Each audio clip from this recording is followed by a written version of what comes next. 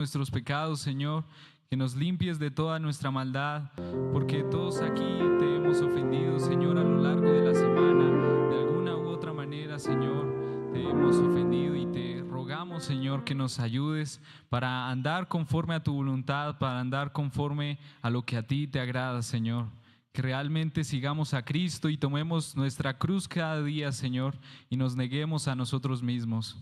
Ayúdanos, Señor, a morir a nuestro viejo hombre y asemejarnos cada día más a nuestro Señor y Salvador Jesucristo. Seas tú obrando poderosamente en nuestras vidas, en cada área, Señor, en nuestros trabajos, nuestros estudios, Señor, que te glorifiquemos.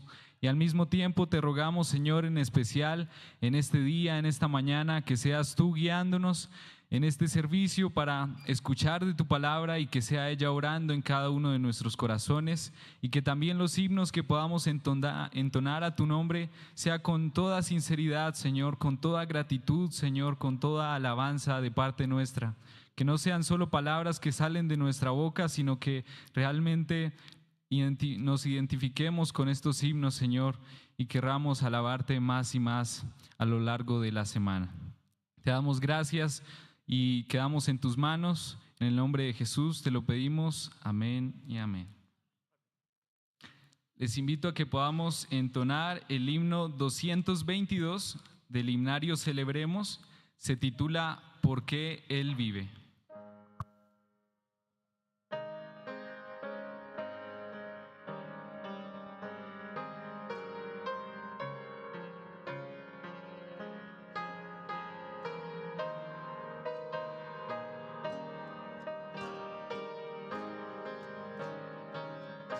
Dios nos envió a su Hijo Cristo. Él es amor, paz y perdón. Por mí murió en el Calvario.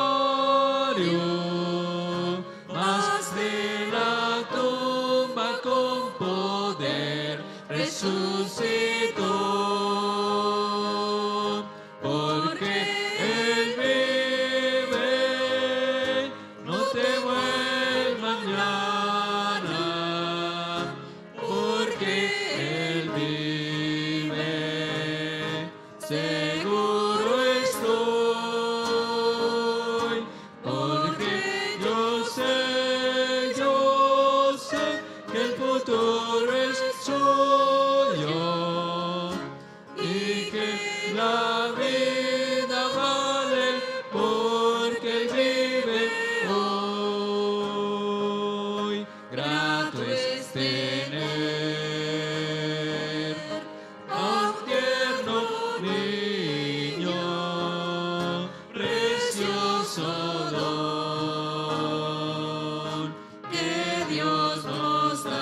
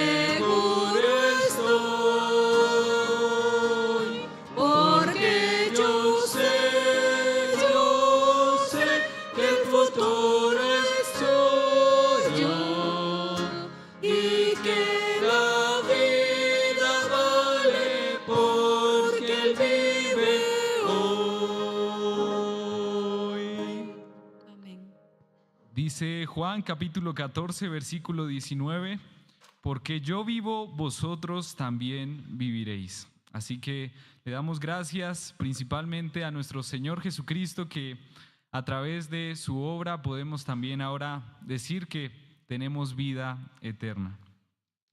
Seguimos adorando a nuestro Dios con el himno número 267, también del himnario Celebremos, que se titula Abre mis ojos.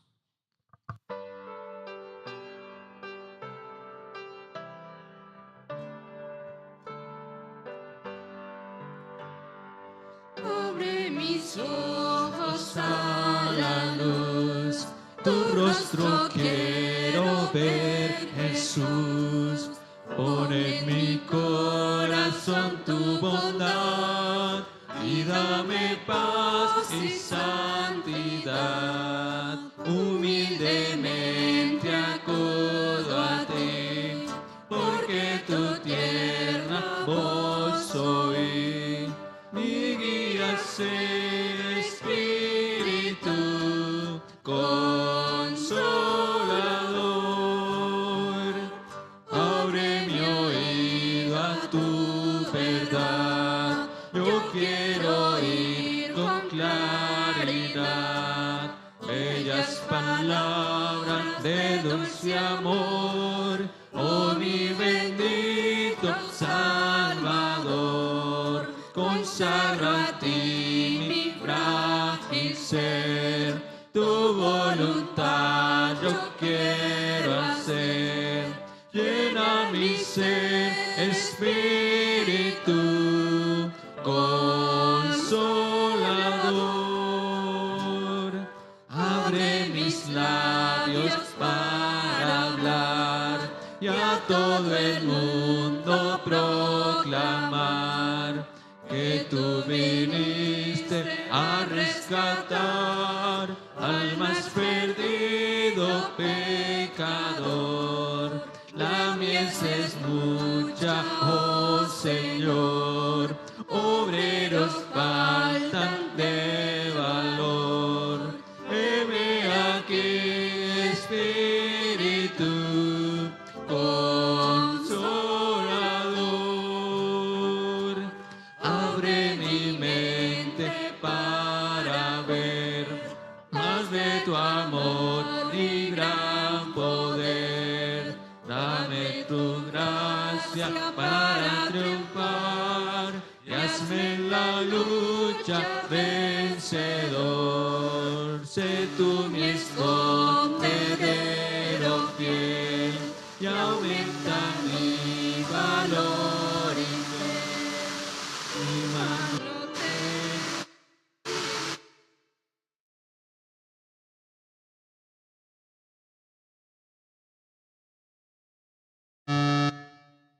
Dice Juan capítulo 16, versículo 13, el Espíritu de verdad, Él os guiará a toda la verdad. Ahora les invito a que podamos buscar la cita bíblica que se encuentra en Romanos capítulo 3, versículos 21 al 31. Romanos capítulo 3, versículos 21 al 31. Voy a leerlo a favor de ustedes. Dice así: pero ahora, aparte de la ley, se ha manifestado la justicia de Dios, testificada por la ley y por los profetas.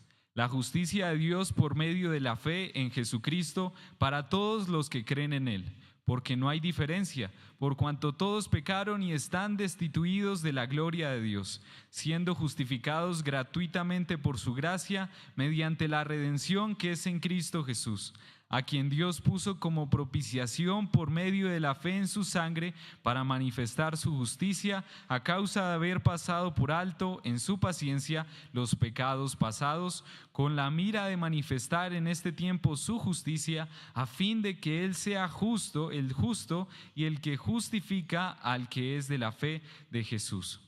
¿Dónde pues está la jactancia? Queda excluida. ¿Por cuál ley? ¿Por la de las obras? No, sino por la ley de la fe. Concluimos pues que el hombre es justificado por fe sin las obras de la ley. ¿Es Dios solamente Dios de los judíos? ¿No es también Dios de los gentiles? Ciertamente también de los gentiles, porque Dios es uno, y Él justificará por la fe a los de la circuncisión y por medio de la fe a los de la incircuncisión. Luego, ¿por la fe invalidamos la ley? En ninguna manera, sino que confirmamos la ley. Amén. Señor, te damos gracias porque nos has permitido leer tu palabra, Señor, entonar estos hermosos himnos y podemos recordar, Señor, a través de ellos que gracias a ti podemos tener vida eterna.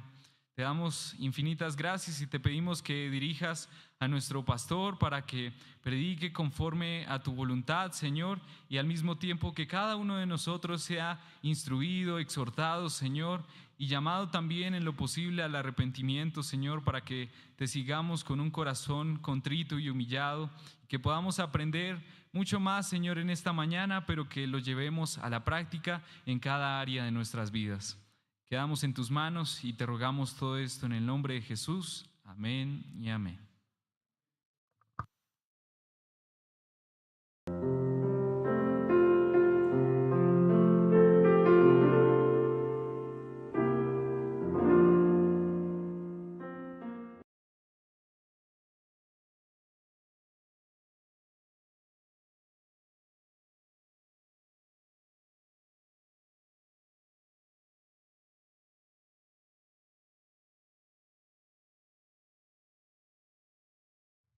Buenos días, apreciados hermanos.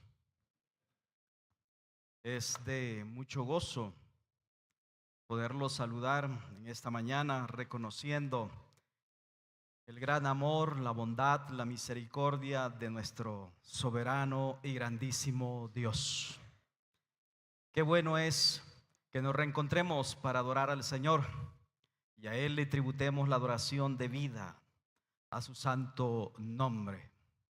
La epístola a los Romanos, capítulo 3, parte 6. Hemos leído desde Romanos capítulo 3, versículo 26, bueno, desde el 21, también se puede leer hasta el 31.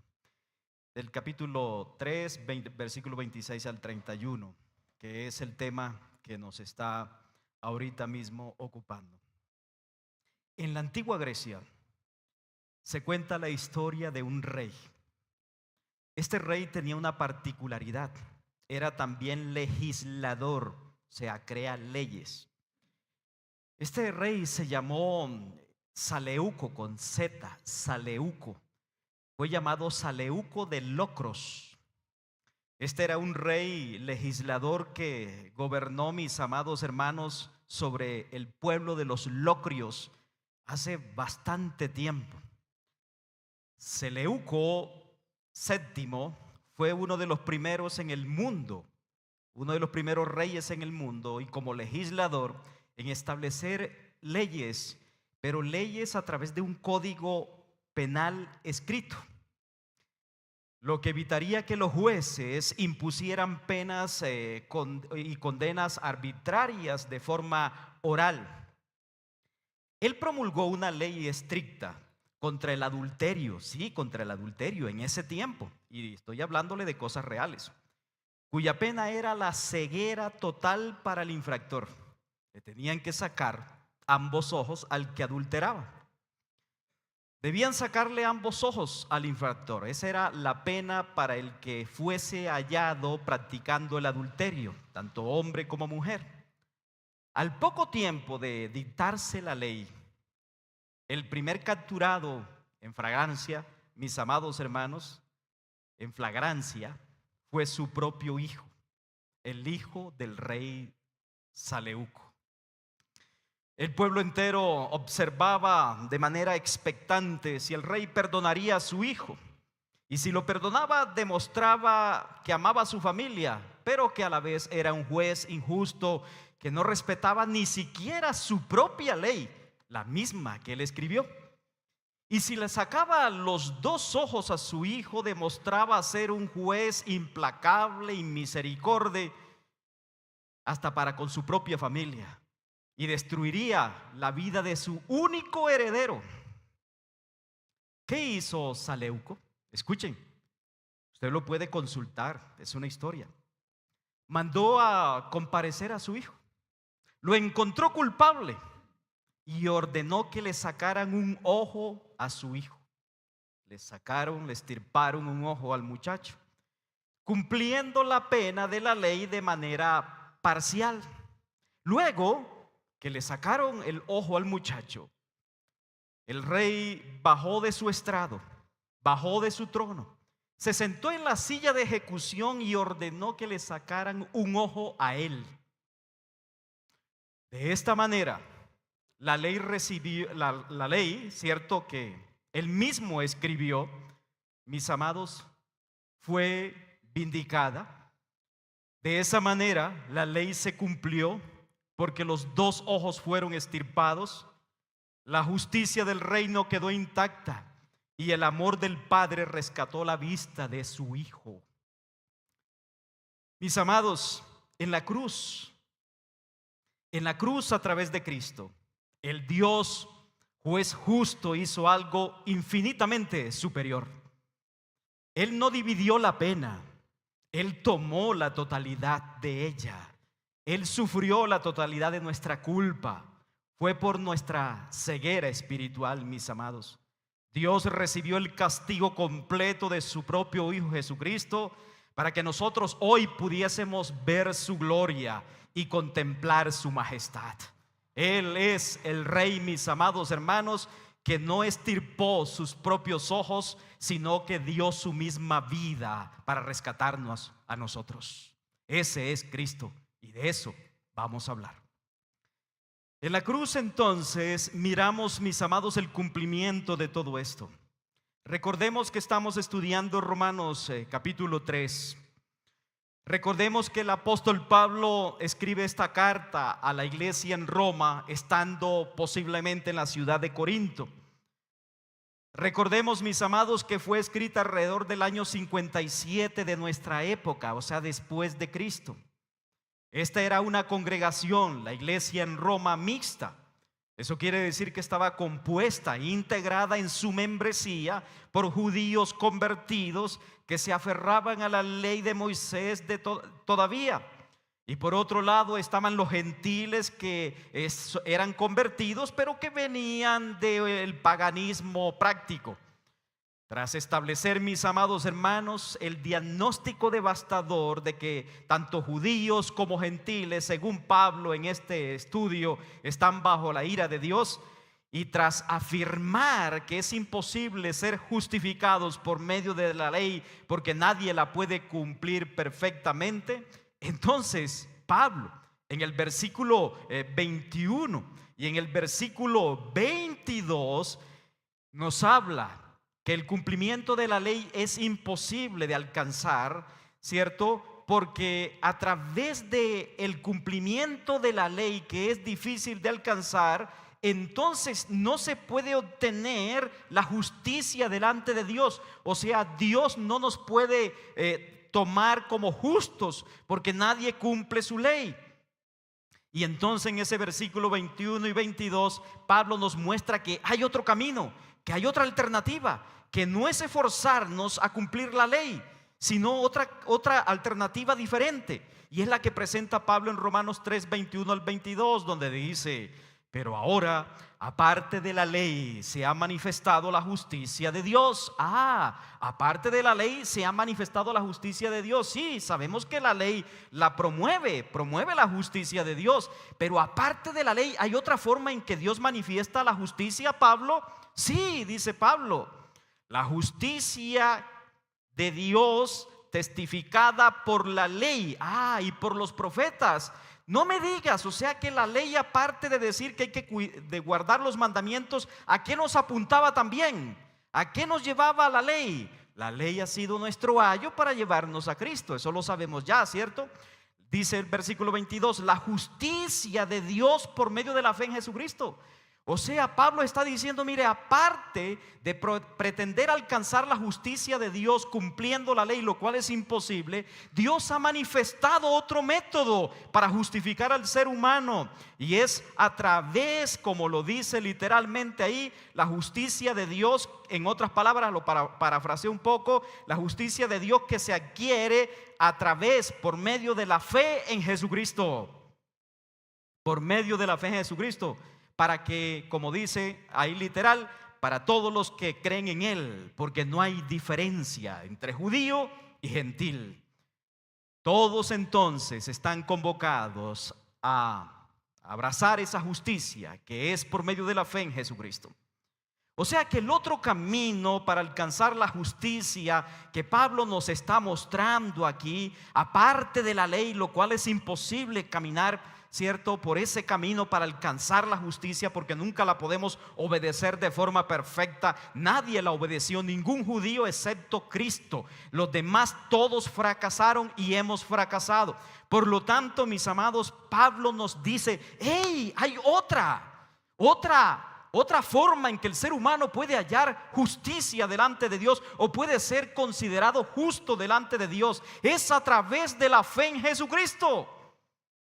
Versículo 22, volvámoslo a leer. La justicia de Dios, porque el ser humano no puede producir justicia, siempre es de Él. La justicia de Dios por medio, el camino, el canal, por medio de la fe. ¿La fe en qué? ¿En la Virgen? ¿En el santo no sé quién? No, la fe en Jesucristo, en Él únicamente. Solamente a través de la fe en Cristo el ser humano puede hallar justicia delante de Dios, la justicia que Dios exige para ser aceptos por Él. No hay otra forma, no hay otro camino, no hay otra persona, no hay otro medio. Pero es aquí, mis amados, donde nos hacemos la pregunta, ¿cómo se logra esta justicia? Mucha atención, porque el entendimiento de esto es de suma importancia, o de importancia suprema. Porque podríamos hacernos otra pregunta para reforzar esta que acabo de hacer. ¿Cómo se logra esta justicia? La otra pregunta sería, ¿cómo sucede o funciona esta justicia de la fe en Cristo? ¿Cómo es? Explíquemelo, señor predicador. Claro, para eso estamos acá. Podríamos dar como una primera respuesta que esa justicia que es a través de la fe en Cristo sucede por medio de una declaración legal. Dios nos declara justos. No es que Dios haga algo en ti, es que Dios dice algo sobre ti, ¿sí? Es una declaración. Dios nos declara como un decreto, sí, nos declara justos. En Romanos 3:24 dice, siendo justificados gratuitamente por su gracia mediante la redención que es en Cristo Jesús.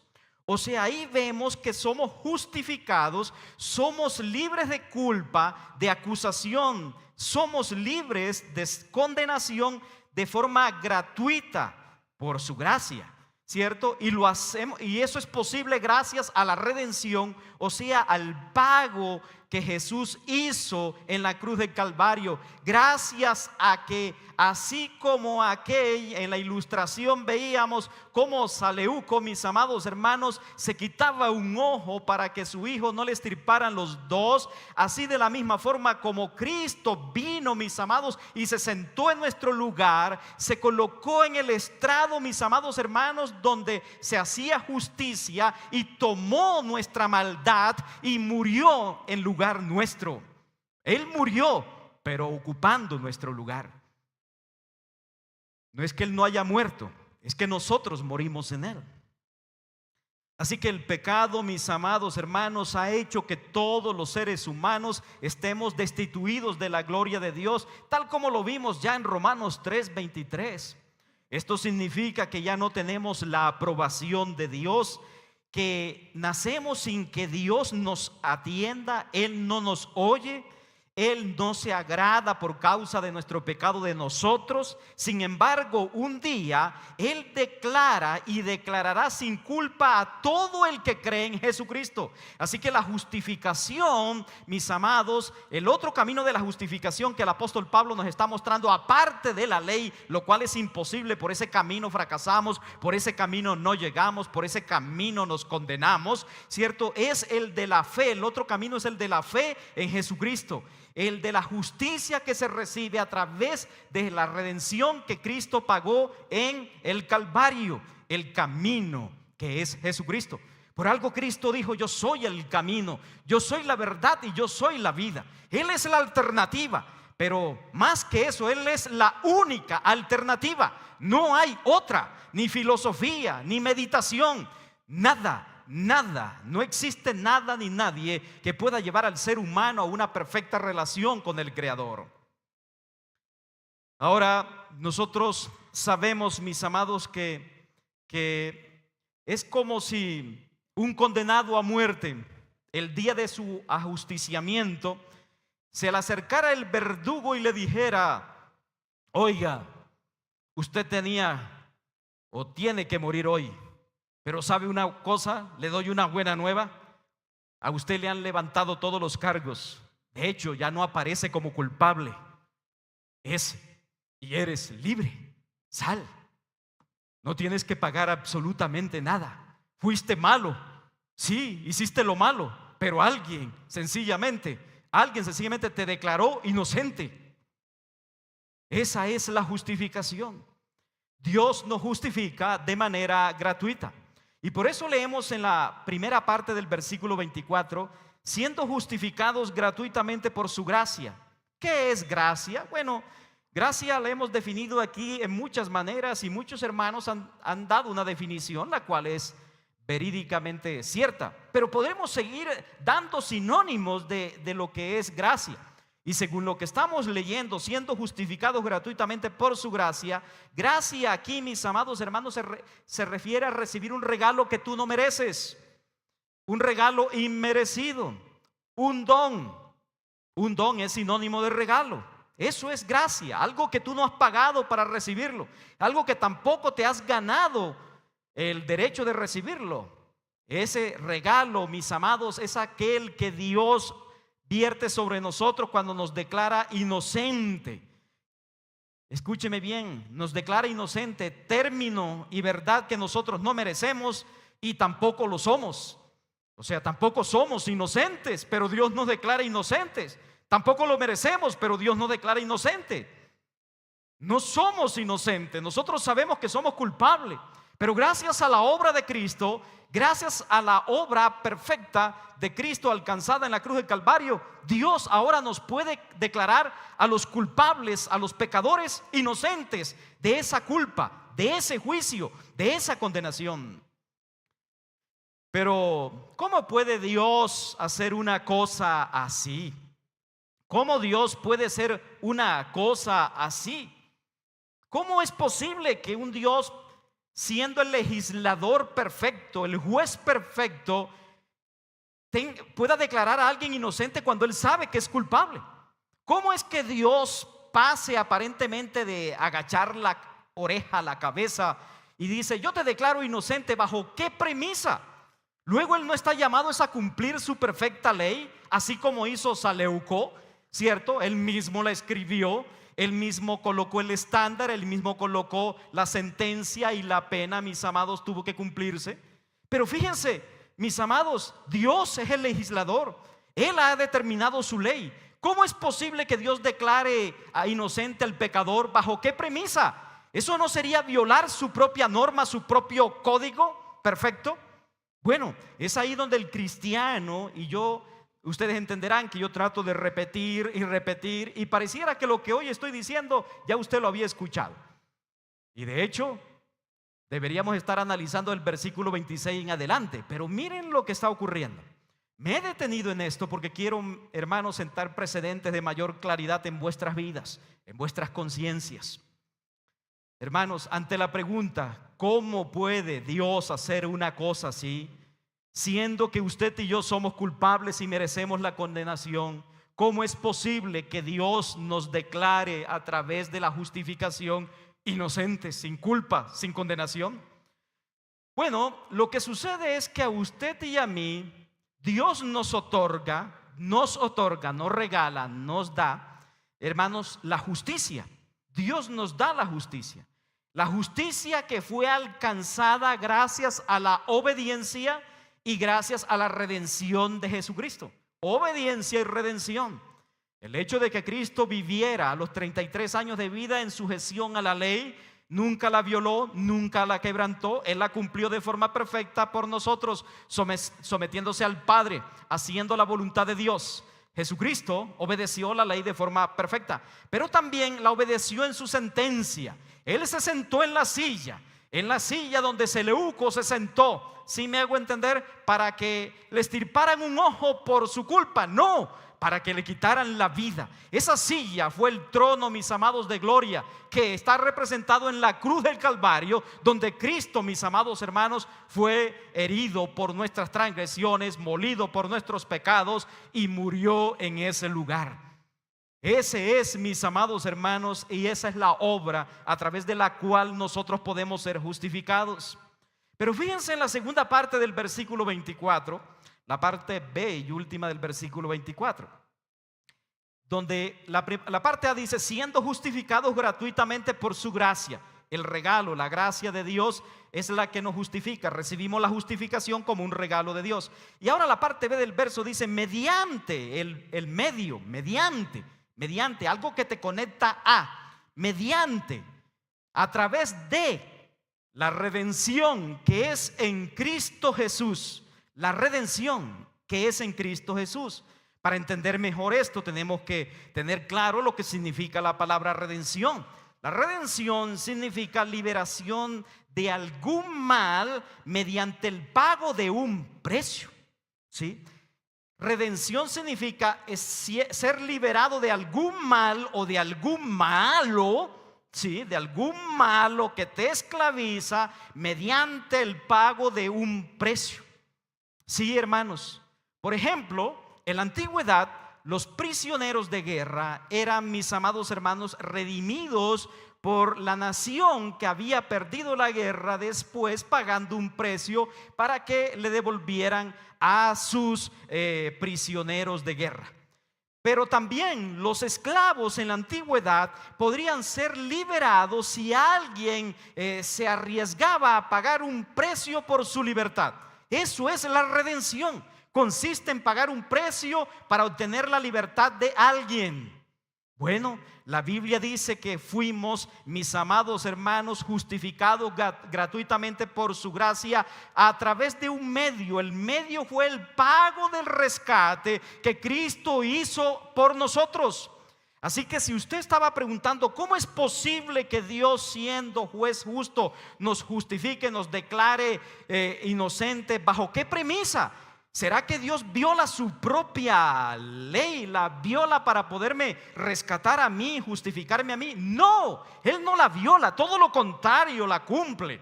Por eso Cristo, cuando lo vio Juan el Bautista, y Juan el Bautista vino a él en el río Jordán, y Jesús le dijo: he venido para que me bautices.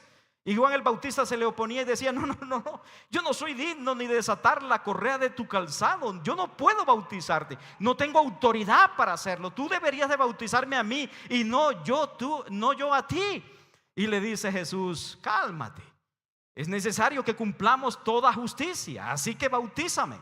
Es necesario que hagamos las cosas que Dios ha mandado, que se cumpla lo que Dios ha establecido. La justicia consiste en hacer lo que Dios manda, en hacer siempre lo correcto. Eso es la justicia. Y si lo correcto está, hermanos míos, envía un código, hermanos, a una norma, a un estatuto, eso es. Así que cada vez que tú obedeces la palabra de Dios, estás actuando en justicia. Cuando actúas en contra de ella, estás actuando en injusticia. O sea, estás transgrediéndola, pecando contra Dios. Por eso todo pecado es violación a la norma de Dios, a los estándares, a las exigencias. Es no cumplir lo que Dios ha ordenado, es quedarte por fuera, es no dar la talla, es no cumplir el objetivo.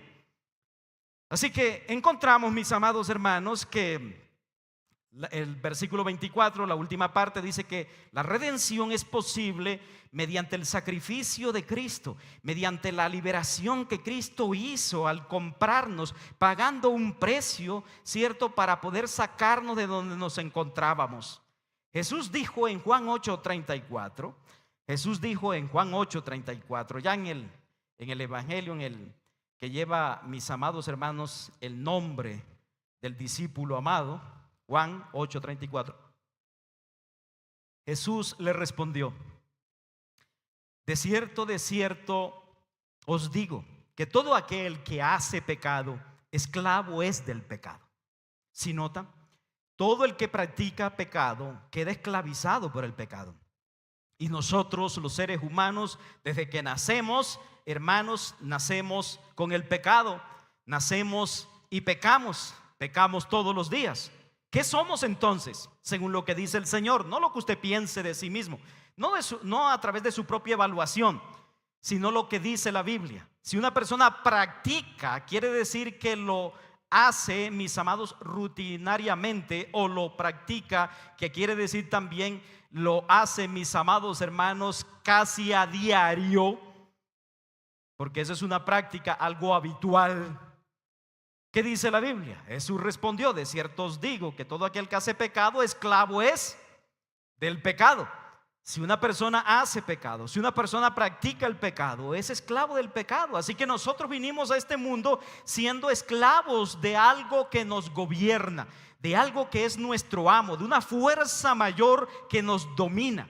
El pecado actúa, mis amados, en nuestro propio interior. Es aquello, mis amados hermanos, que se conoce como impulso, como tendencias. Son lo que la Biblia llama los malos deseos, la concupiscencia, el corazón malo que nos lleva siempre a renegar contra Dios, a oponernos a la ley de Dios y hacer lo que en ese momento creemos que es parte de nuestra libertad y razón de ser, cuando realmente estamos obedeciendo como marionetas, mis amados hermanos, a los hilos. Estamos respondiendo a los hilos de aquel que quiere manejar y controlar al pecador, que es el mismo diablo. El pecado, mis amados hermanos, es la esencia propia de una naturaleza, escúcheme bien, corrupta, que hemos heredado de Adán y Eva. El pecado no es un espíritu que se nos mete. El pecado somos nosotros mismos en nuestro estado de corrupción.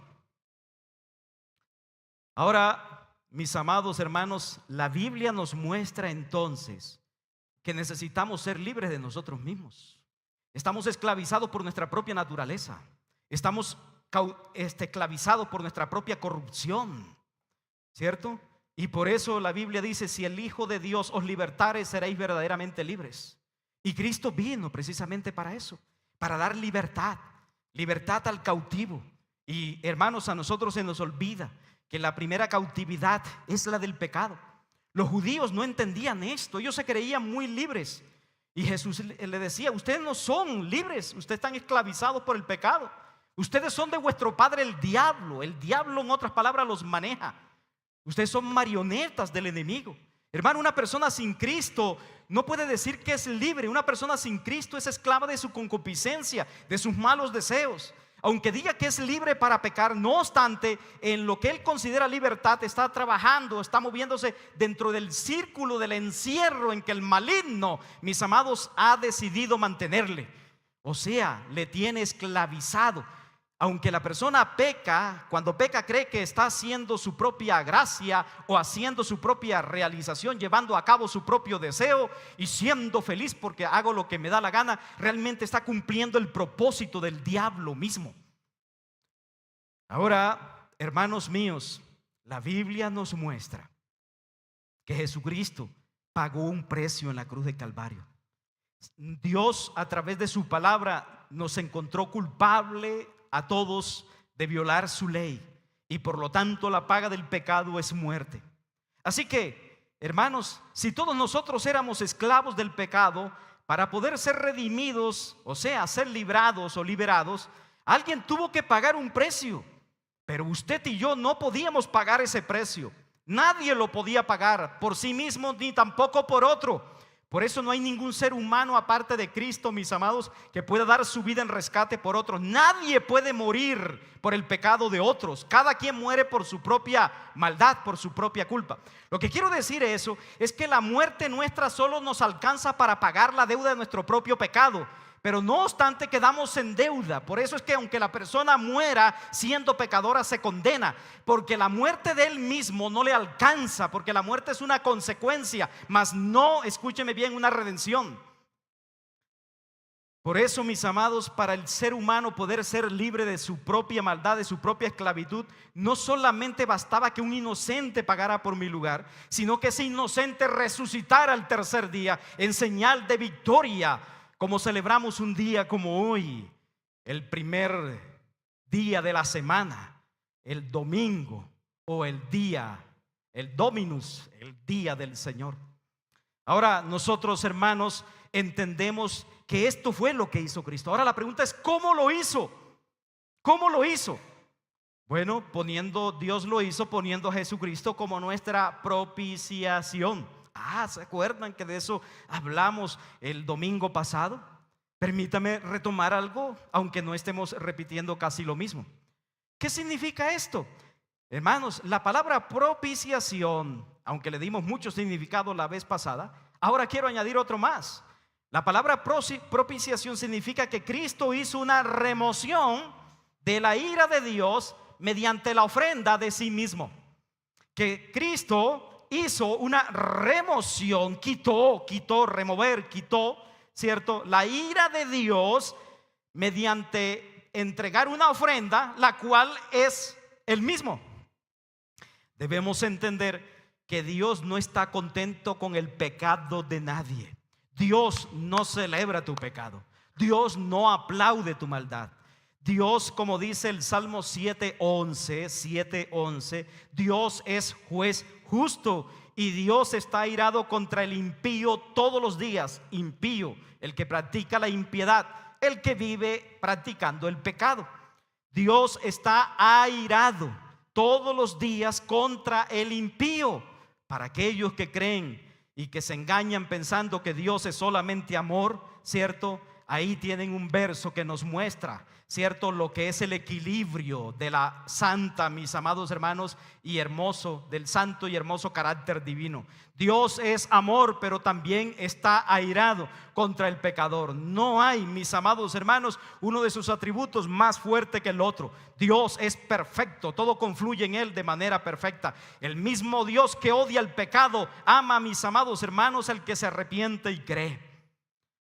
Ahora, hermanos, si es así, de que Dios está airado con el pecador todos los días, entonces lo que no decidimos, sino lo que inferimos ahí, es que Dios odia al pecado.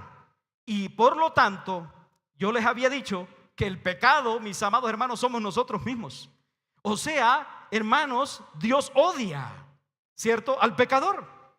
Sí, hermanos, que esa teoría por ahí que se inventaron es que Dios ama al pecador pero aborrece al pecado, eso no está en la Biblia. Escuchen, hermanos, Dios odia al pecador por su pecado.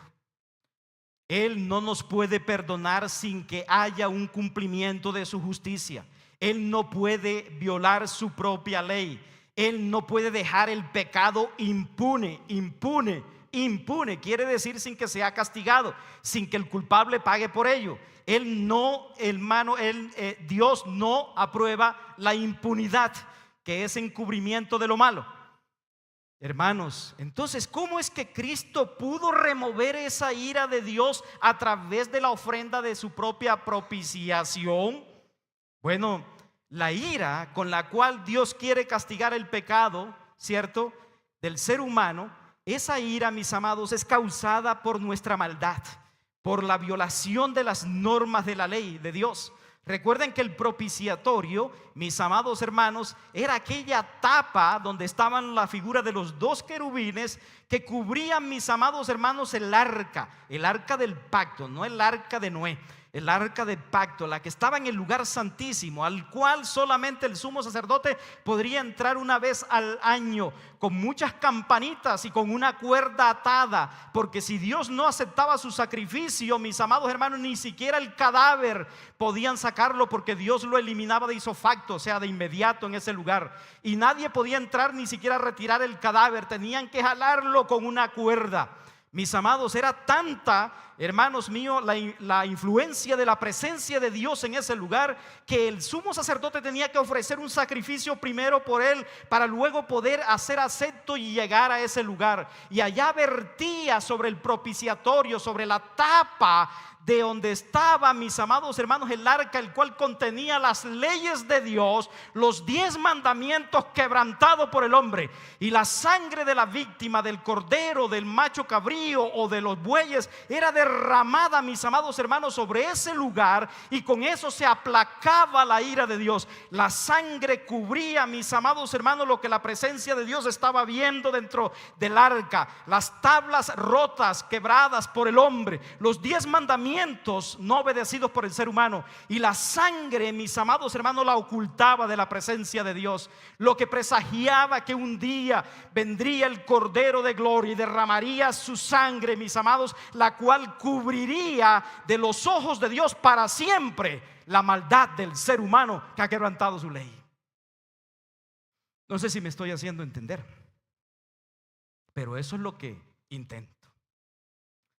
Que Dios me ayude a mi incapacidad para no ser lo suficientemente claro para ustedes. Ahora, hermanos, en el Antiguo Testamento, la Biblia nos muestra cómo era que sucedía el derramamiento de esa sangre sobre el propiciatorio. En el Antiguo Testamento, la ira de Dios era aplacada por medio de un sacrificio apropiado. Vamos un momentico a Levíticos. Vamos allá. Recuerden, el Antiguo Testamento es sombra de lo que habría de venir. Usted no puede entender el Nuevo Testamento si no ha estudiado el Antiguo Testamento. Levíticos capítulo 16, versículo 15 y versículo 16. Dice la palabra del Señor, solo para tomar una parte, del versículo 15 en adelante. Levítico 16, 15.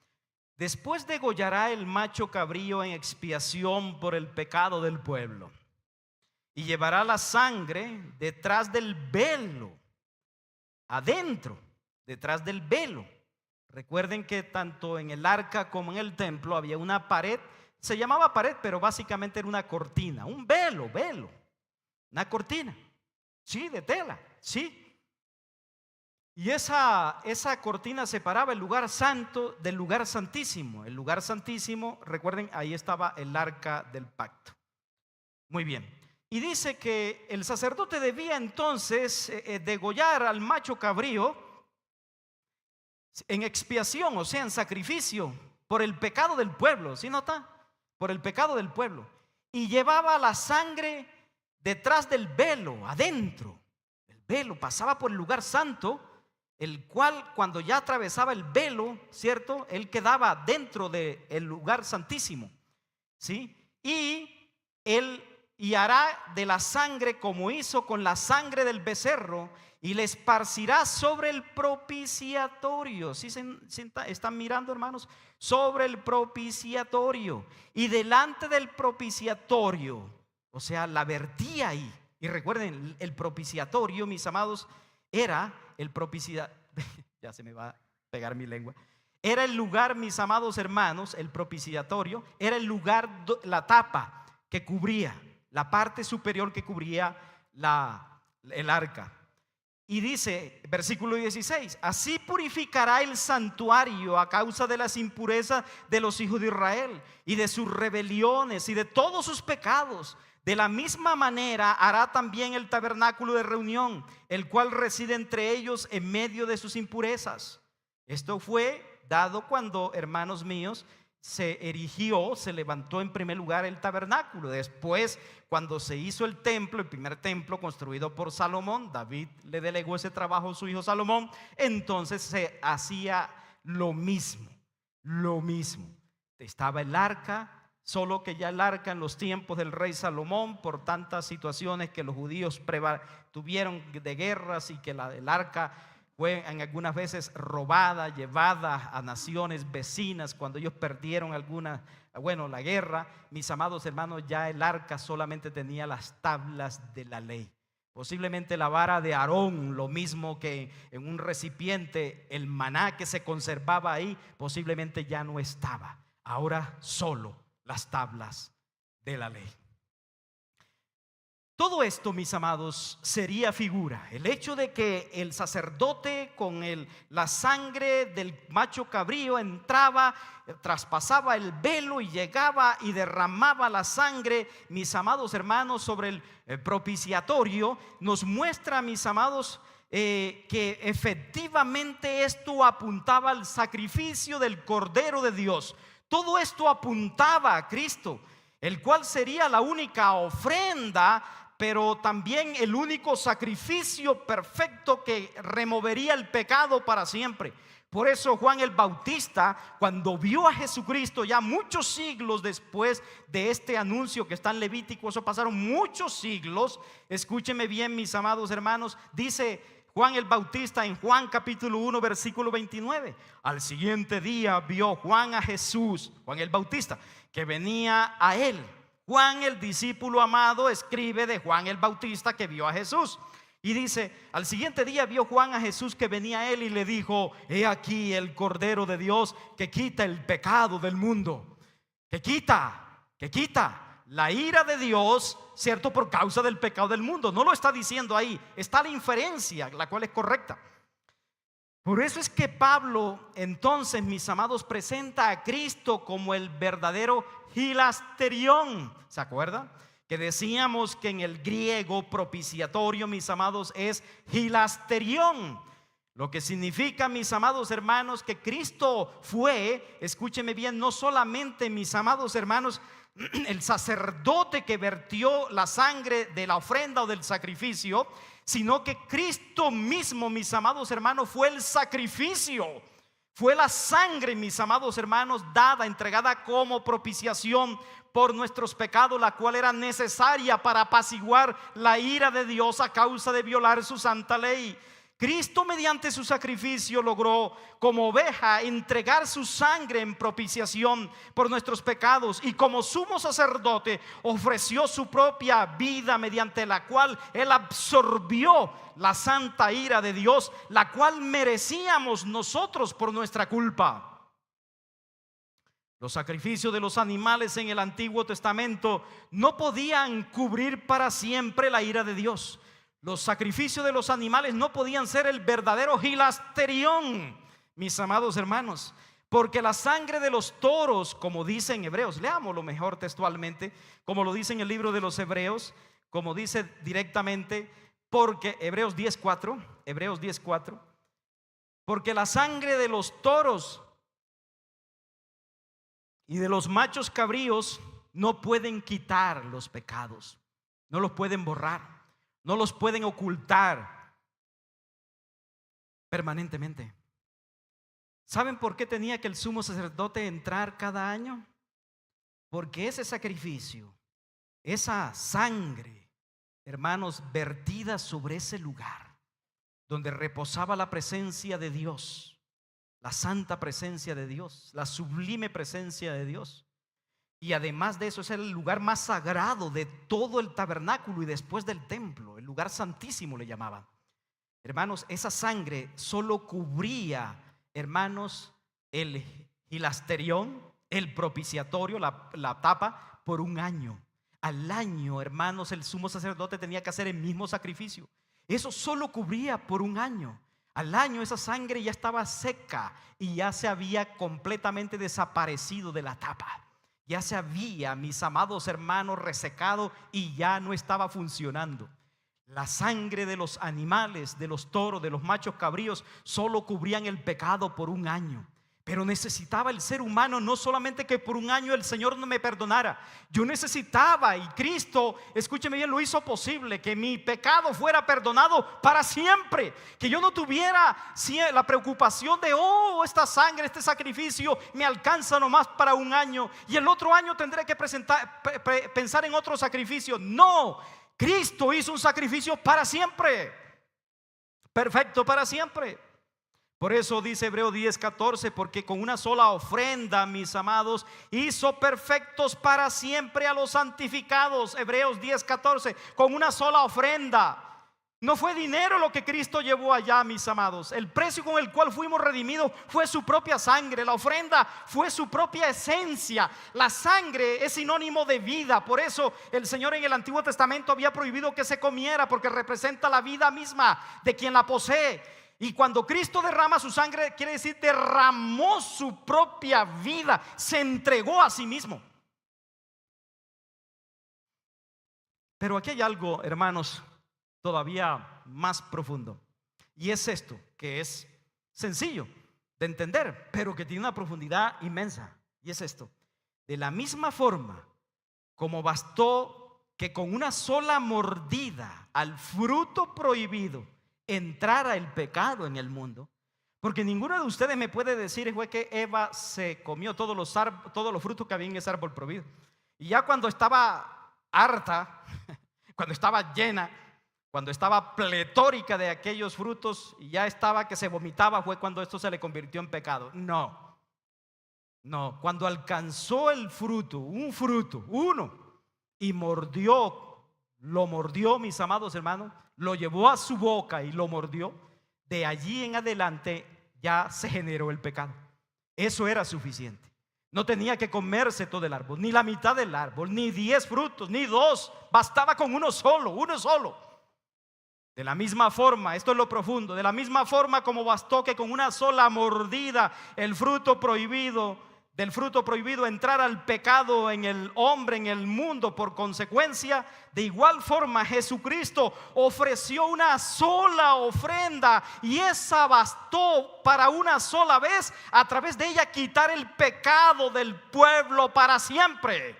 Así como a través de una sola mordida entró la maldad, la miseria, la muerte, el dolor, el sufrimiento a la raza humana, mis amados, a través de una sola ofrenda que Cristo ofreció, es suficiente. Hay personas que dicen, no, yo sé que lo que Cristo hizo es maravilloso, pero yo creo que tengo que hacer mi parte. Yo creo que hay que añadir algo más. Yo creo que es necesario que yo pague una manda. Es necesario que yo me flagele ahora que venga después Semana Santa y me ponga un capuchón y me dé latigazo, me flagele, ¿sí? Me azote yo mismo y camine por las calles en una procesión. A mí me gustaría caminar de rodillas sobre piedras. Mi amado hermano y amigo, si hablas de esa forma, te digo algo: no has comprendido la obra del sacrificio de Cristo. Jesucristo hizo un sacrificio perfecto, porque lo que tú y yo podamos hacer no sirve, no vale, no cuenta. Porque un pecador que es reo de muerte, mis amados hermanos, no puede hacer nada bueno para merecer la salvación por causa de todas las maldades que ya hizo. Esto no es como dicen algunos, que Dios sopesará mis maldades en un plato y en el otro lado de la balanza, en el otro platillo, estarán las cosas buenas y hay que mirar para dónde se inclina la balanza. No, en tu balanza son colocadas tus obras negras, tus obras pecaminosas, y las obras buenas no hay ninguna. Sin Cristo no hay una sola obra buena delante de Dios, porque todo lo bueno que hemos intentado hacer siendo pecadores es pecaminoso. Es más obra negra, es más obra mala que buena. No, ante los hombres puede ser que recibamos premios de altruismo, de filantropía, de preocupación por la raza humana, por hacer el bien, pero delante de Dios, por causa de nuestra mugrosidad, mis amados hermanos, todas nuestras obras son malas. Es como cuando usted pretende dar un vaso de agua a alguien, pero ese vaso está sucio. Toda aquella buena intención que usted tenga la daña, ¿cierto? Por darla a través de un recipiente sucio. Así somos nosotros. Nuestras obras son suciedad, producto de la suciedad que llevamos por nuestro pecado. Así que el sacrificio de Cristo, mis amados, uno solo es suficiente. Hebreos 10:14, porque con una sola ofrenda, la ofrenda de su muerte, de su entrega, hizo perfectos para, ¿cuándo? Para un rato, no, para siempre a los santificados, a los que Él ha santificado. ¿Y quiénes serán los que ha santificado? Ese es el beneficio, mis amados, para los que creen y se arrepienten. Fue para siempre. Recuerden, y Hebreos 10:10, en esa voluntad somos todos santificados. ¿Cómo nos santificamos? Mediante la ofrenda del cuerpo de Jesucristo hecha una vez para siempre. Ya. O sea que el sacrificio de Cristo no santifica. El sacrificio de Cristo, mis amados, no justifica. El sacrificio de Cristo no salva. El sacrificio de Cristo nos libera de la ira de Dios. El sacrificio de Jesucristo nos da vida eterna. El sacrificio de Cristo, mis amados hermanos, nos da redención para siempre. Sí. O sea que la sangre de los sacrificios que se derramaban en el propiciatorio, mis amados, en el hilasterión, en el Antiguo Testamento, nunca pudieron quitar de forma permanente los pecados. Miren lo que dice Hebreos capítulo 10, versículo 11 y 12. Hebreos 10, 11 y 12. Y ciertamente todo sacerdote está día tras día ministrando y ofreciendo muchas veces los mismos sacrificios. Acuérdense, hermanos, algo muy importante. El autor de los Hebreos le está escribiendo a los hebreos. Los hebreos eran judíos, los que estaban esparcidos, los que conocían de estos sacrificios, ¿sí? Por eso el autor de los Hebreos habla con una claridad, mis amados, que sabe que lo que al público al cual está llegando su carta entienden perfectamente esto. Dice, y ciertamente todo sacerdote está día tras día ministrando y ofreciendo muchas veces los mismos, o sea, repitiendo los mismos sacrificios. Eso era lo que ocurría en la antigüedad. Pero nunca, ¿qué pasaban con esos sacrificios? Nunca pueden, ¿qué? Quitar los pecados. ¿Qué hacían entonces esos sacrificios? Aplacaban la ira de Dios sobre los pecados, pero no quitaban el pecado. El ser humano seguía siendo pecador, pero aplacaba el castigo de Dios, ¿cierto? Por causa, mis amados hermanos, de nuestro pecado. Y entonces, ciertamente todo sumo sacerdote, vuelvo a leer el versículo 10 del 10 de Hebreos 10. Y ciertamente, el 11. Y ciertamente todo sacerdote está día tras día ministrando y ofreciendo muchas veces los mismos sacrificios que nunca pueden quitar los pecados, punto y coma. Pero Cristo, a diferencia de los sacerdotes del Antiguo Testamento, habiendo ofrecido una vez para siempre un solo sacrificio por los pecados, se ha sentado a la diestra de Dios. ¿Usted sabe qué significa eso? Voy a tomar solo lo último. Ya explicamos lo que decía, que Cristo ofreció una sola vez sacrificio por los pecados, para siempre. El hecho de que se ha sentado, hermanos, el sentarse significa que la obra ha sido hecha perfecta. De hecho, cuando la Biblia misma nos muestra que Dios hizo la creación, ¿y en qué día fue que el Señor reposó? ¿Qué día fue? ¿El sexto o el séptimo? El séptimo día. Y escúchenme, mis amados hermanos, eso indica que la obra ha sido perfeccionada. Jesucristo decía, hasta ahora mi Padre y yo trabajamos. ¿Sí me hago entender? El hecho, mis amados hermanos, de que Cristo se haya sentado a la diestra del trono de Dios no solamente significa que Dios lo aceptó, su sacrificio, que Dios lo recibió. Ese mismo Dios que lo castigó por nuestros pecados, porque Él no lo merecía, pero por llevar nuestros pecados lo castigó en la cruz, ahora lo recibe a la diestra de su trono. El hecho de que se haya sentado quiere decir que su sacrificio fue perfecto, que la obra, mis amados, satisfizo la ira de Dios, y que por lo tanto el Señor ahora se agrada de tenerlo a su derecha. Eso nos muestra, mis amados hermanos, esto nos muestra entonces desde cualquier punto de vista bíblico, mis amados, que la obra de Cristo es perfecta y ha sido satisfecha delante de Dios tal como la ley lo exigía. Ahora, mis amados hermanos, teniendo en cuenta esto, entonces decimos, si Cristo padeció la ira de Dios, ya esa ira divina que castiga al pecador, ¿cierto? porque esa ira divina que castigó al pecador, entre comillas, Jesucristo, no vendrá sobre aquellos que fueron presentados o representados por Cristo en la cruz. La propiciación de la sangre de Cristo fue tan eficaz y tan completa, mis amados, que ya no se necesita otro sacrificio adicional ni una obra de parte del beneficiario de ese sacrificio. Lo que quiero decir con todo ello, mis amados hermanos, es que si ya Dios castigó mi pecado en Jesucristo, castigó a Cristo como un pecador cuando no cometió pecado, pero por llevar el pecado mío se hizo pecador. Mis amados, ya esa ira de Dios fue derramada y vertida sobre Cristo. Por lo tanto, hermanos, no será vertida nuevamente sobre mí. Ya no será vertida nuevamente sobre mí. Esto es, mis amados hermanos, paz espiritual. Esto es, mis amados hermanos, comprender la razón del sacrificio de Cristo. Esto es perseverancia en la fe. Esto es lo que nos anima a entender, mis amados, que desde el punto de vista bíblico, la salvación, la obra que se adquirió por medio de la redención de Jesucristo y que hoy nos fue dada, mis amados, que hoy la recibimos, que hoy está abonada a nuestro favor, mis amados hermanos, esa obra eliminó la ira de Dios. Hermanos, cubrió el rostro de Dios airado de sobre nosotros y ya no hay un castigo directo para mí, porque ya Cristo lo llevó sobre sus hombros. ¿Significa eso entonces que puedo vivir la vida que quiera, comportarme de la manera que prefiera, puesto que he creído en Jesucristo que murió en la cruz?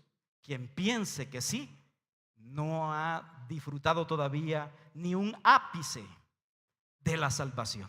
No ha entendido lo que ella significa. Hermanos, si hacemos la pregunta, ¿qué se necesita para que un pecador sea beneficiado de esta justicia que Cristo logró? La respuesta: se requiere que la justicia de Dios o de Cristo o alcanzada por Cristo la reciba por medio de la fe. Y es ahí donde llegamos a Romanos 3, 25 al 26, donde dice: a quien Dios puso como propiciación por medio de la fe en su sangre, para manifestar su justicia, a causa de haber pasado por alto en su paciencia los pecados pasados. Versículo 26, con la mira de manifestar en este tiempo su justicia, a fin de que Él sea el justo y el que justifica al que es de la fe en Jesús. Pero si saben, esa pregunta la responde el versículo 25 y 26. Pero déjeme decirle una cosa: ese versículo 26 nos genera otra pregunta. Recuerden, ¿cuál fue la primera pregunta? La pregunta es: ¿qué necesita el pecador para ser beneficiado de esa única justicia que ya sabemos que no es por la ley, sino que es gracias a la redención de Cristo? Bueno, se requiere, ¿cierto?, que el pecador reciba esa justicia por medio de la fe. Muy bien, ¿qué es lo que nos dice versículos 25 y 26? Pero miren, los versículos 25 y 26 nos llevan a otro dilema, a otro cuestionamiento. Ya les voy a mostrar cuál es. Voy a leerlos nuevamente para que comprendamos. A quien Dios puso como propiciación por medio de la fe en su sangre para manifestar su justicia, a causa de haber pasado por alto en su paciencia los pecados pasados. Versículo 26, con la mira de manifestar en este tiempo su justicia, a fin de que Él sea el justo y el que justifica al que es de la fe de Jesús. La pregunta que surge ahí es: ¿cómo así que Él a la vez es el justo y el que justifica? ¿Cómo Dios puede perdonar pecados, mis amados hermanos, sin que ese perdón no signifique, hermanos, violentar su propia ley? Durante los tiempos antiguos o del Antiguo Testamento, Dios perdonó a pecadores terribles. Para citar alguno, perdonó el adulterio, ¿cierto?, de David. Perdonó el asesinato de David. Sí, eso usted lo puede leer por allá en el segundo libro de Samuel, capítulo 12, 13 en adelante. Pero también, para citar otro más, al cual quiero referirme un momentico, perdonó las mentiras de Abraham. Sí, Abraham mintió, sí, engañó. No sé si ustedes se acuerdan, por ejemplo, cuando Abraham estuvo por allá en Egipto, ¿sí? Y Faraón pretendía, en otras palabras, vio a Sara, y aunque Sara tenía casi 100 años, oh, qué mujer tan bella. Y decía que deseaba tomarla por esposa. Y Abraham, en vez de decir que era su esposa, ya de él con antelación dijo que era su hermana, lo cual es muy diferente a ser esposa. Y eso se metió en un problema grande. Abraham, sí, la Biblia dice que Abraham mintió. Pero entendiendo nomás, no voy a meterme con más personajes en estos momentos porque muchos de ellos tuvieron debilidades. Si Dios, mis amados hermanos, perdonó el adulterio y el asesinato de David, si Dios perdonó la mentira de Abraham, ¿cómo podía un Dios infinitamente santo pasar por alto esos pecados sin castigarlos con la muerte inmediata? ¿Se ha preguntado usted cómo Dios en el Antiguo Testamento perdonaba a las personas? ¿Sobre qué base las perdonabas? Si Cristo todavía no había muerto en la cruz. Bueno, usted me va a decir, sobre la base de los sacrificios de los animales. Sí, puede ser una parte de la respuesta. Por eso es que dice en el versículo 26 algo muy importante. Pero antes de mirar lo que dice el versículo 26, hermanos, preguntémonos otra cosa. Si un juez terrenal deja libres a los criminales, ¿decimos que es un juez justo o corrupto?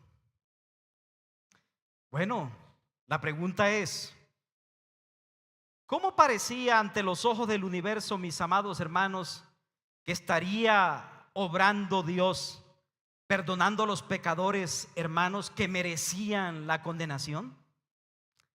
Parecía como injusto, ¿cierto? Parecía como corrupto. ¿Sobre qué base los perdonabas? Escuchen, hermanos, si Dios no tuviera un argumento para haber perdonado, estoy hablando de las personas del Antiguo Testamento, para perdonar a las personas del Antiguo Testamento, si Dios no hubiese tenido un argumento válido, el diablo y los ángeles que pecaron, mis amados, o sea, los demonios, mis amados, o los ángeles caídos, podrían haber acusado a Dios de ser injusto. ¡Hey, Dios! Tú perdonaste a Abraham, perdonaste a David, para usar nomás esos dos ejemplos, sobre ninguna base. Sencillamente decidiste excusarlos de toda culpa. La pregunta es, si lo hiciste con ellos, ¿por qué no lo puedes hacer con nosotros? Porque al igual ellos se rebelaron contra ti y nosotros también lo hicimos. ¿Cómo es posible que hayas perdonado a Abraham, a David y a nosotros no?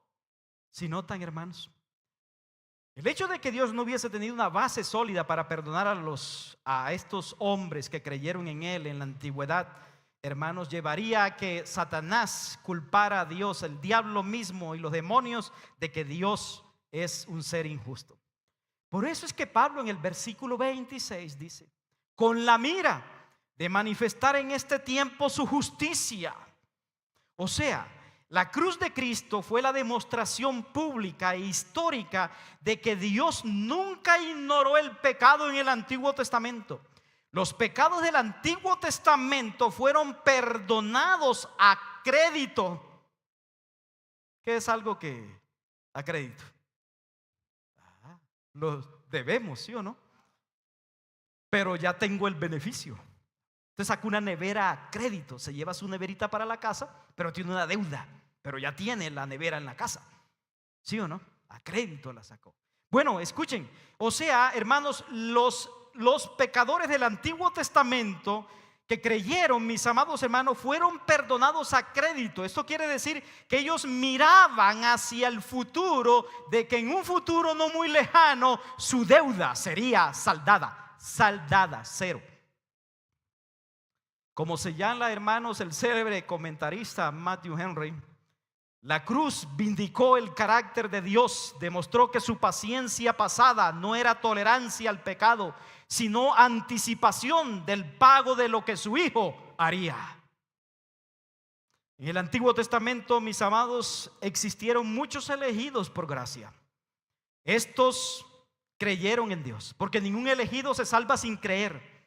Las personas son elegidas para que crean en Cristo, para que se arrepientan de sus pecados y para que vengan a la fe que es en Cristo Jesús. Nadie es elegido sencillamente para que, siendo pecador, muera sin arrepentirse y sin creer en Cristo. Los elegidos son elegidos para que en un tiempo lleguen a creer, para que sean salvos.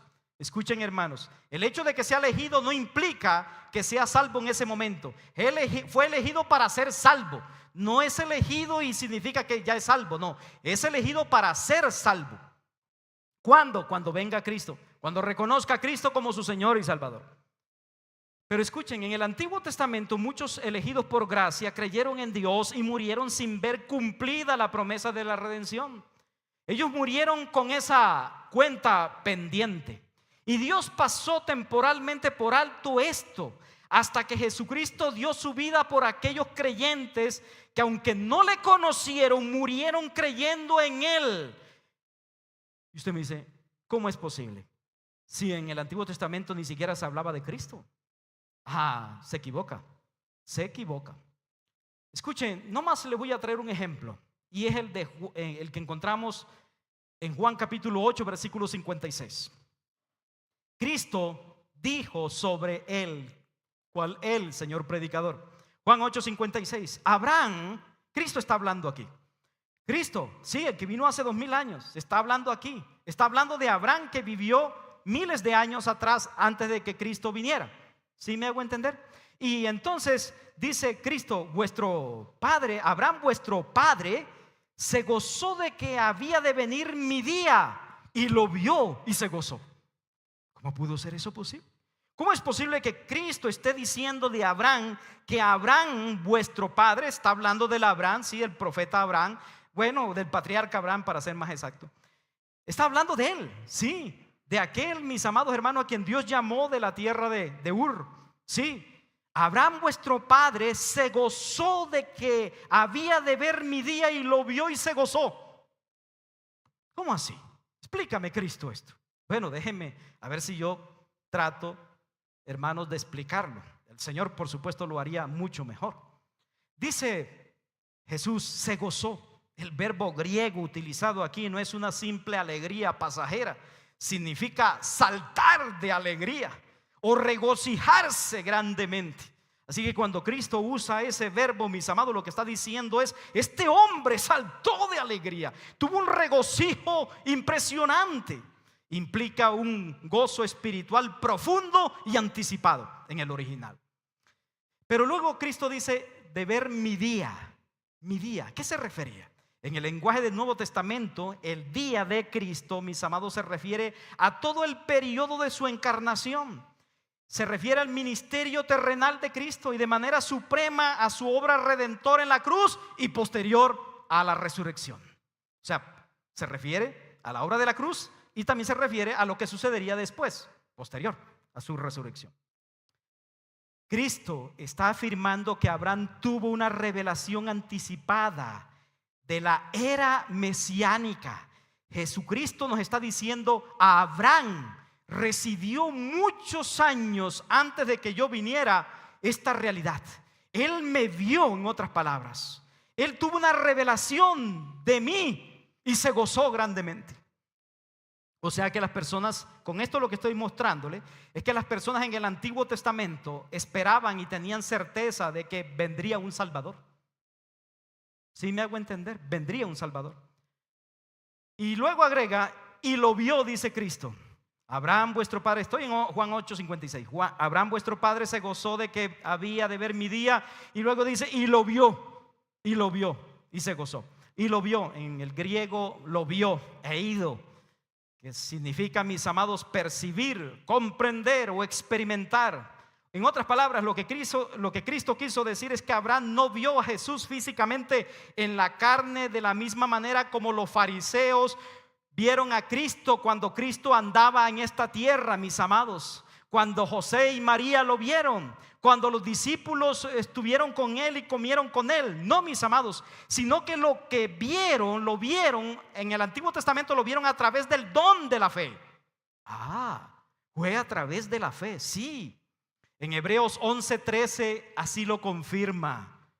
Conforme a la fe murieron todos estos sin haber recibido lo prometido, sino mirándolo de lejos y creyéndolo y saludándolo como si estuvieran vislumbrándolo.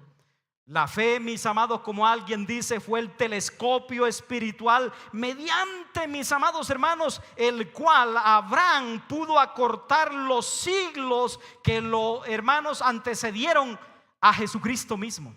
O sea, fue el telescopio espiritual, mis amados hermanos, que usó para poder ver a través de la fe al Cristo encarnado, al Cristo crucificado y al Cristo resucitado.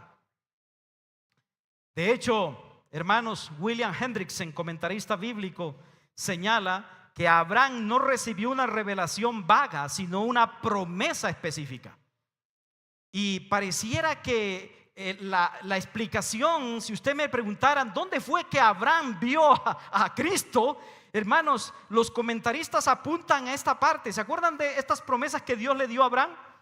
Vamos a leerla rápidamente. Génesis 12:3, Génesis: bendeciré a los que te bendijeren y a los que te maldijeren maldeciré, y serán benditas en ti todas las familias de la tierra.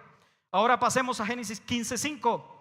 Y lo llevó fuera Dios a Abraham y le dijo: mira ahora a los cielos y cuenta las estrellas, si las puedes contar. Y le dijo: así será tu descendencia. Promesas a Abraham, ¿cierto? Que no es necesariamente a los israelitas de nacionalidad, sino a la iglesia, mis amados, a los de la fe. Hendrickson en su comentario argumenta que el clímax de esta visión ocurrió en el monte Moria. Sí. ¿Cómo así que en el monte Moria? En Génesis capítulo 22, cuando Abraham se le pidió que sacrificara a su hijo, a su único hijo Isaac, que tenía en ese momento, Dios proveyó un carnero como sustituto. A Abraham se le abrió el entendimiento del evangelio. Abraham comprendió el principio de la sustitución penal, que un día Dios proveería a su propio hijo, el verdadero cordero, para morir en lugar de los pecadores. Por eso Abraham llamó a aquel lugar Jehová proveerá, o Jehová Jireh. ¿Se acuerdan? Génesis capítulo 22, versículo 10 al 14. Permítame, lo leo. Yo sé que estamos cortos de tiempo, pero quiero cerrar la idea nomás. Y extendió a Abraham su mano y tomó el cuchillo para degollar a su hijo. Estaba en el monte Moria. Entonces el ángel de Jehová le dio voces desde el cielo y le dijo: Abraham, Abraham. Y él respondió: heme aquí. Y dijo el ángel: no extiendas tu mano sobre el muchacho, ni le hagas nada, porque ya conozco que temes a Dios, por cuanto no me rehusaste tu hijo, tu único. Entonces alzó Abraham sus ojos y miró, y aquí a sus espaldas un carnero trabado en un zarzal por sus cuernos. Y fue a Abraham y tomó el carnero y lo ofreció en holocausto en lugar de su hijo. Y llamó a Abraham el nombre de aquel lugar: Jehová proveerá. Por tanto se dice hoy: en el monte de Jehová será provisto. La fe le permitió a Abraham ver la llegada del Salvador. Y en esto, mis amados hermanos, en esto, cuando el ángel detiene el cuchillo a Abraham mismo para que no ejecute a su propio hijo, Abraham está mirando que de esa forma Dios le está revelando que de esa forma sus pecados serían cubiertos por un sustituto, como apareció aquel carnero enredado en el zarzal. Ese sería el sustituto de tu hijo. Mi hijo, cuando yo lo entregue, será el sustituto tuyo, Abraham, y de todos aquellos que creen. Por eso es que cuando Jesucristo dice: Abraham vio mi día y se alegró, se gozó, se refería a esto, mis amados hermanos. Abraham, a través de la fe, a través de esta experiencia, pudo entender que vendría un sustituto legal, alguien que moriría en la cruz del Calvario. Y eso usted y yo lo tenemos que tener claro. Eso es lo que significa, mis amados hermanos, cómo los escogidos del Antiguo Testamento eran salvos, o podían ser salvos sin que Jesucristo aún muriera por ellos en la cruz. Ellos murieron con la esperanza en aquel que habría de venir. Ellos murieron con la convicción y la fe en aquel que daría su vida como sustituto de ellos, como sustituto dado por Dios, mis amados, en la cruz. De la misma forma como hoy nosotros creemos que Dios nos dio a Jesucristo como sustituto nuestro en la cruz. Abraham creyó en aquel que habría de venir. Nosotros hoy creemos en aquel que ya vino. Así que la fe le permitió a Abraham ver la llegada del Salvador no como una realidad tan cierta que no pudo evitar llenarse de gozo profundo. A diferencia de los judíos del primer siglo que tenían a Cristo, mis amados, enfrente y lo rechazaron, lo menospreciaron, se llenaron de odio, de inquina contra él. Abraham lo vio miles de años de distancia y lo recibió con júbilo, se gozó, saltaba de alegría. Hermanos, la fe tiene el poder de hacer presente las cosas futuras, porque recuerden, es como el telescopio con el cual tú puedes ver lo que está distante de tiempo de ti. Por eso, mis amados, su propia definición, la definición que da el autor de los Hebreos sobre la fe, Hebreos 11:1, es pues la fe, la certeza de lo que se espera, la convicción de lo que no se ve. Ahora entendemos por qué. Hagamos unas aplicaciones y por ahora terminamos, para luego, hermanos, empatar con el versículo 26, que era con que íbamos a comenzar hoy. Pero escuchen, para los creyentes, esto nos llama a evaluar la naturaleza de nuestro gozo. ¿Qué es lo que lo regocija a usted? Abraham vio mi día y se gozó, dice Cristo. ¿Qué es, hermanos, lo que nos goza? Porque sin duda que tenemos que evaluar cómo estamos nosotros, cómo es la naturaleza de nuestro gozo y de nuestra fe. Porque si Abraham, teniendo solo una sombra, una promesa lejana que pudo percibir y discernir a través del carnero enredado en el zarzal cuando estaba en el monte Moria, mis amados hermanos, que representa la promesa de Cristo, si él a través de esa sombra pudo experimentar un gozo inefable que lo hizo saltar de alegría, ¿cuánto mayor debe ser el gozo y la adoración de la iglesia de hoy? ¿Cuánto mayor debe ser el gozo tuyo, mi amado hermano y amada hermana? ¿Por qué vienes amargado, amargada? ¿Por qué vienes turbado? Luego no te gozan estas verdades, no te regocijan. Mis amados, ¿cuánto mayor debe ser para nosotros que tenemos la revelación completa, que tenemos hoy las sagradas escrituras y miramos con retrospectiva, mis amados hermanos, ahora la cruz vacía? Porque Cristo resucitó. Nuestro gozo, mis amados, en la obra de Cristo debería ser insuperable, mucho mayor que el de Abraham. Pero tú vienes acongojado, acongojada. Parece que aquella esperanza que tenía Abraham desde muchos siglos antes, hermanos, no se compara con la realidad de lo que ocurrió y cómo esa esperanza se materializó. Hoy tú y yo somos testigos de que esa esperanza que tenía Abraham, hermanos, se convirtió en una realidad. Jesucristo ya vino, Jesucristo ya resucitó, Jesucristo está a la diestra del Padre. ¿No te regocija eso? ¿No te regocija que Él haya dado su vida en rescate? Que Él haya sido a través de su sangre la misma ofrenda que fue derramada sobre el Hilasterión. ¿No te regocija el saber de que Cristo lo dio todo por ti y por mí? Mis amados, seguiremos la próxima semana si el Señor nos concede licencia. Pero sigamos disfrutando de las inmensidades y profundidades que el mar de la palabra de Dios tiene a través de sus profundas aguas. Vamos a colocarnos de pie. Padre eterno, Dios de gloria, hoy te queremos pedir perdón. Perdón, Señor, por esta conclusión a la cual hemos llegado. Porque si bien es cierto, oh Dios, que a través de Jesucristo, Señor, decías que Abraham vio tu día y se gozó de sobremanera, saltó de alegría al ver que tu día llegaría, al ver que tú nacerías y serías encarnado, que tú serías muerto pero también resucitado, que tú serías como aquel cordero provisto por Dios para que muriera en lugar de su hijo Isaac, que tú serías, Señor, quien entregarías a tu propio hijo, Dios, por la maldad, Señor, de tu pueblo, de tu iglesia, de los tuyos.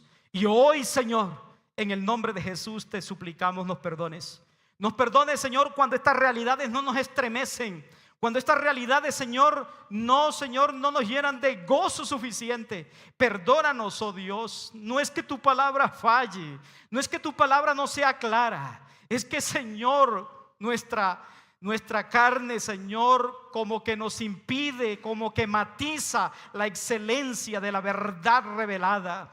Perdónanos, oh Dios, cuando a veces nos regocijamos por cosas espurias de este mundo. A veces nos emocionamos, Señor, por cosas triviales de esta vida y por lo que realmente debe mover nuestro corazón y nuestras entrañas. Oh Dios, parece que nos quedamos inmóviles. Señor, nos quedamos quietos como rocas, como piedras. Pero, oh Dios, mueve las entrañas de nuestro corazón y a través de tu Espíritu Santo trae el regocijo. Señor, ese mismo regocijo de saber que nuestros pecados son perdonados gracias al sacrificio de Cristo y que gracias a Él tú nos libras de toda maldad y ya tu ira no estará sobre nosotros porque ya fue vertida sobre tu Hijo Jesucristo.